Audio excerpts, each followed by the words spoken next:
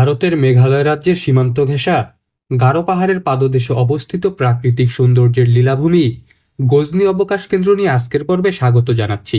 এই ভিডিওতে চেষ্টা করব গজনি অবকাশ কেন্দ্রের সৌন্দর্য, কিভাবে আসবেন, ভ্রমণ পরামর্শ ইত্যাদি বিষয় সহ সম্পূর্ণ একটি ভ্রমণ গাইড দিতে। চলুন শুরু করা যাক আজকের পর্বটি।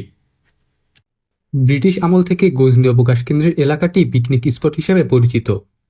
1993 সালে তৎকালীন শেরপুরের জেলা প্রশাসক আতাউর রহমান মজুমদারের উদ্যোগে গজনি অবকাশ কেন্দ্রটি গড়ে তোলা হয়। ঝিনাইগাতি থেকে গজনি অবকাশ কেন্দ্র আসার পথে দুই পাশে সারি সারি শালগজারি সহ বিভিন্ন প্রজাতির বৃক্ষর মধ্য দিয়ে তৈরি উঁচু নিচু পাহাড়ি রাস্তার অপরূপ দৃশ্য আপনার চোখে ধরা পড়বে।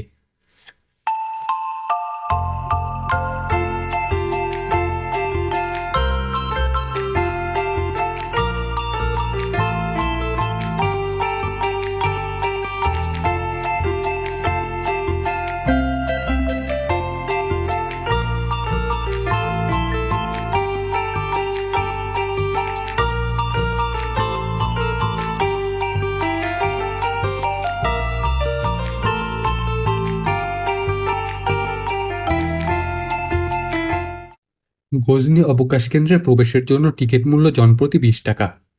এছাড়া মোটর বাইকের ক্ষেত্রে 50 টাকা, সিএনজির ক্ষেত্রে 100 টাকা, অটোর ক্ষেত্রে 130 টাকা, প্রাইভেট কারের ক্ষেত্রে 200 টাকা, মাইক্রোবাসের ক্ষেত্রে 300 টাকা এবং বড় বাসের ক্ষেত্রে 700 টাকা দিতে হবে যাত্রীসহ প্রবেশের জন্য।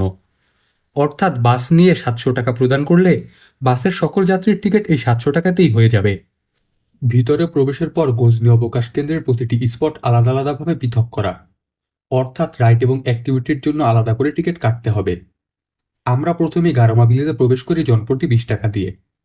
ভিতরে বিভিন্ন ভাস্কর্য, উঁচু নিচু পাহাড়, টিলা, দোলনা ইত্যাদি চোখে পড়বে। স্পটগুলো এবং রাইড নিয়ে আমার ব্যক্তিগত মতামত থাকছে ভিডিওটির শেষ দিকে।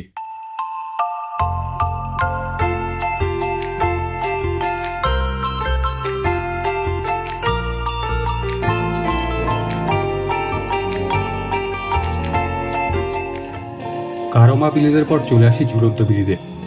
ঝুলন্ত ব্রিজে উঠে গজনি অবকাশ কেন্দ্রের এক পাহাড় বা টিলা থেকে অন্যটিতে যেতে পারবেন। পার হওয়ার সময় ঝুলন্ত ব্রিজটি ডানে বামে হেলে যাওয়ার ভিন্ন রকম এক অনুভূতি দিবে আপনাকে।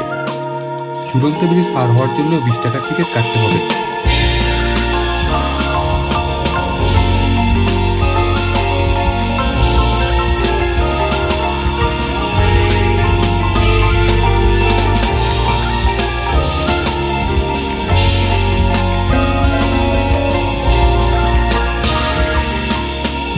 ব্রিজের পর জনপ্রতি 50 টাকা খরচ করে কেবল কারে উঠি। কেবল কার এক পাহাড় থেকে আরেক পাহাড়ে নিয়ে যাবে এবং নিয়ে আসবে। তবে এই কেবল কারটি আমার কাছে যথেষ্ট স্মুথ মনে হয়নি।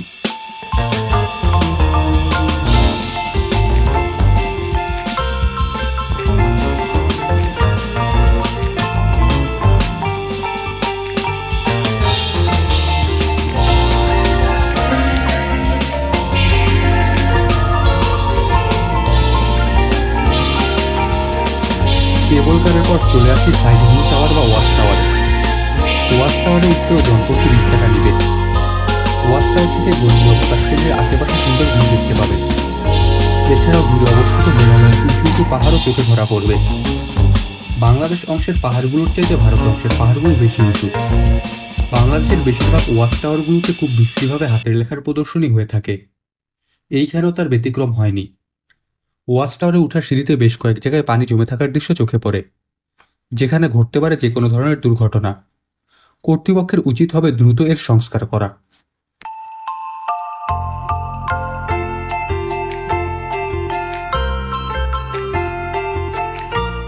ওয়াচ টাওয়ার পর চলে আসি ভাসমান ব্রিজে।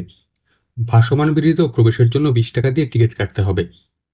ভাসমান ব্রিজটি মূলত ড্রাম দিয়ে তৈরি করা হয়েছে পানির উপর। এখানে দুই পাশে পানি, তার মাঝখান দিয়ে হেঁটে হেঁটে এক পাশ থেকে আরেক পাশে যেতে পারবেন।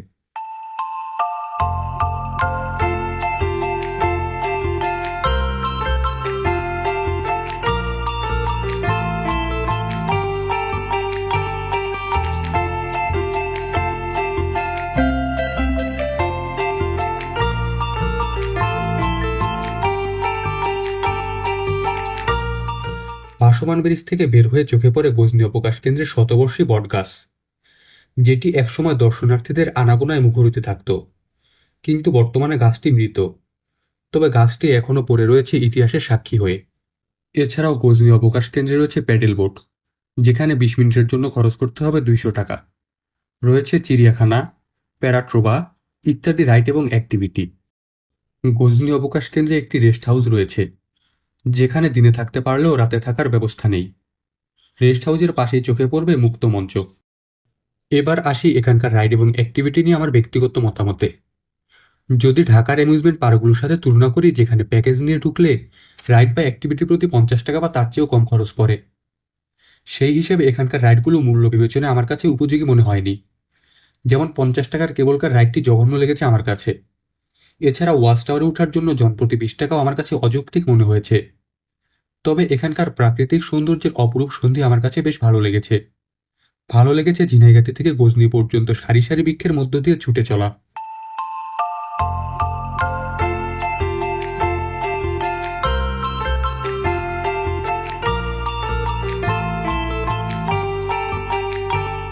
গজনি অবকাশ কেন্দ্রের সৌন্দর্য দেখতে দেখতে আজকের পর্বটি শেষ করছি। ভিডিওটি কেমন লাগলো জানাতে পারেন আপনার মূল্যবান মতামত।